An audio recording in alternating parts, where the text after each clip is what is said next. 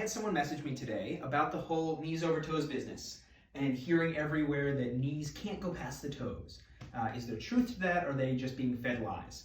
And the short answer is, you're just being fed lies. I'm not gonna go into the intent behind it. It's an arbitrary rule that gained a lot of popularity, and there's no physiological reasoning behind reality to it, I should say. Humans' knees can go past their toes, okay? Now, it depends on what your body is prepared for. It depends on your previous experience. Before I get into a more generalized principles, I just want to encourage you to try it on your own and see what you feel. Now, this is really challenging to put your previous experiences and beliefs aside, but I want you to try to be as objective as possible. So, as you go into a squat, let's say you're going into a squat, what happens if you try not to bend the knees forward and you just go into the hips? What do you feel? Where do you feel stress? Do you feel any discomfort? You're just observing. Okay, feet can be wherever you want. Don't even worry about it. What happens naturally? Now, what if you allow the knees to bend forward a little bit? Okay, just do things you're relatively comfortable with. Where do you feel stress? It's going to change, but is it more stressful? Is it more uncomfortable or less? These are all really good things to pay attention to because all of us are different and are prepared for different things. Now, I want to illustrate another point in that our pain is really complicated. So if you do experience pain with some of this, there could be a lot of reasons for it. One of them could be structural damage, but maybe not.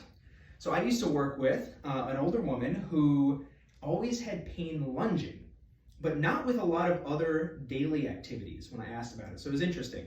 I knew she was prepared to do something, but mentally there was a block. So when we did a side lunge, she got pain every time.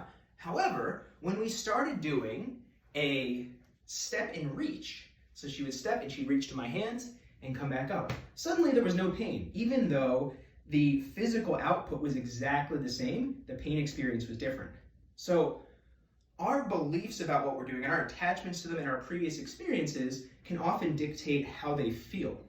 And it's just important to understand that once you're aware of it, sometimes, not always, sometimes it's a little easier to be objective about what you are feeling, what you're really feeling.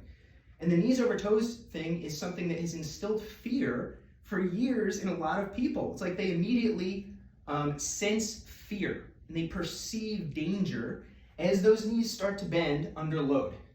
But here's the thing. Do you go to the bathroom? I don't know how I was going to present that question. It didn't come out naturally, did it? If you use the toilet, which a lot of you do, I'm sure of it, what happens when you have to get up?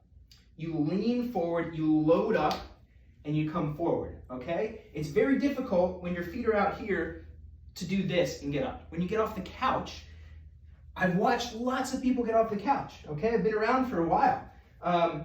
People rock forward and come up, okay? It doesn't matter how bad their knees are, that's what people do to get up.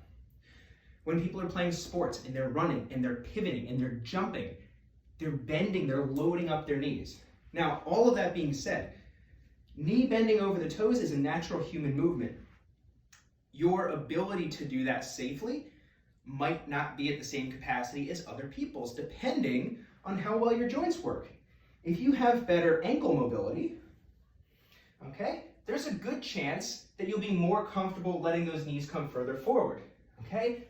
People's torsos and femurs are shaped differently or different lengths, so that can affect as well what is comfortable, which is why above all else, the biggest thing is to make sure that you are comfortable with whatever you're doing. When you are hinging at the hips and not letting the knees move, generally there's going to be more stress. You have more hip flexion necessary, and you might get some stress in the spine. As you go here, less hip flexion is necessary, but you're going to have more stress at the ankles and potentially the knees. So first thing, do what's comfortable to you. Take care of your joints. The better all of those joints work, the more possibilities you have. And a big thing I just encourage you to do is try not to be fearful of certain movements. The human body is incredibly adaptable and capable of a lot of things. And if right now, let's say it doesn't feel good to push those knees forward, that's okay.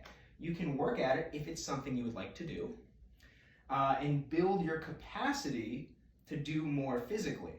So there's absolutely people I've worked with where we will adjust something with the ankles, or we will adjust our load, or we'll work on hip flexion. If the knees just don't like to bend, we're going to get really good at hip flexion so they can compensate appropriately. I don't know why I'm so out of breath, but hopefully that made sense.